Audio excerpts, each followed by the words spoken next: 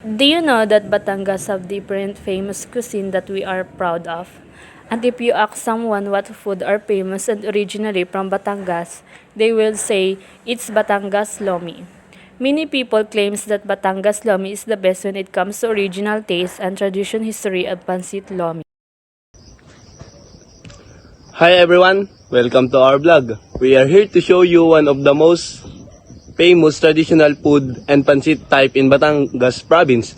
There are lots of well-known food and local delicacies in Lipa, such as Gotong Batangas, Bulalo, Kaping Barako, which is the most popular in coffee varietal grown in the Philippines, and many more. But today we'll only give you information and insight of one of the most known cuisine in Lipa City, which is Batangas Lomi. Firstly, let us take a look at where it came from. It originated from a Chinese immigrant named Kong and Wu, created the recipe and began serving it in his small restaurant. In a restaurant to King Emperors, served lomi to his mahjong buddies in 1968. And because it was such a hit, he and his wife decided to sell the noodles dish at their pansiteria. From then on, this popular dish with like wildfire reaching neighboring province and even Manila.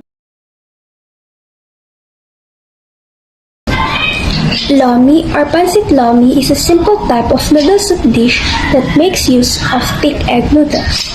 This dish is of Chinese origin and different regional variations of how it is being cooked became available, and out of this variation came the popular Batangas Lomi.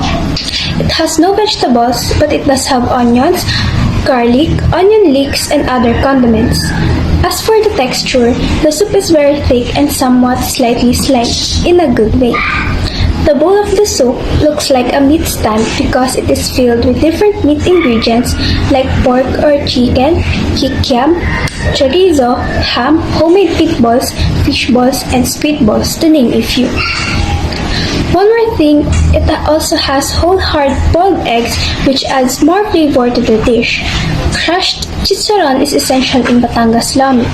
It gives that barako character that all surely would love. However, not all lomi are consist of these ingredients because of the inflations of the Philippines. They limit the toppings that they put considering the price of the ingredients and the price of the lomi if they will sell it.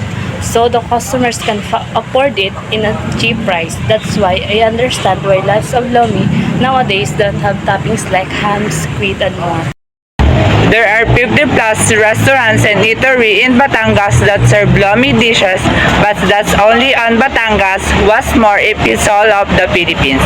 And these days, that the technology is spreading and influencers are increasing, food blogs and recommendations are highly valued, especially for those who have lomi business.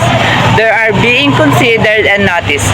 Lomi is became the best well-known cuisine in Batangas that lots of influencers and celebrities are visiting and trying Batangas Lomi. That's make it popular to the world of pancit dishes. One of those is Alex Gonzaga Morada and her husband Mikey Morada that's tried Batangas Lomi and PJ's Lomi in Barangay Talisay, Lipa City, Batangas.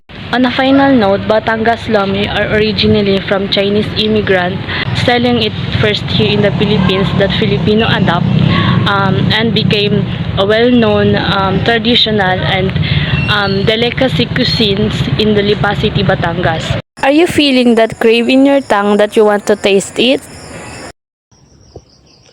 So what are you waiting for? Visit Batangas and try our delicacies, especially our lomi that you will never regret.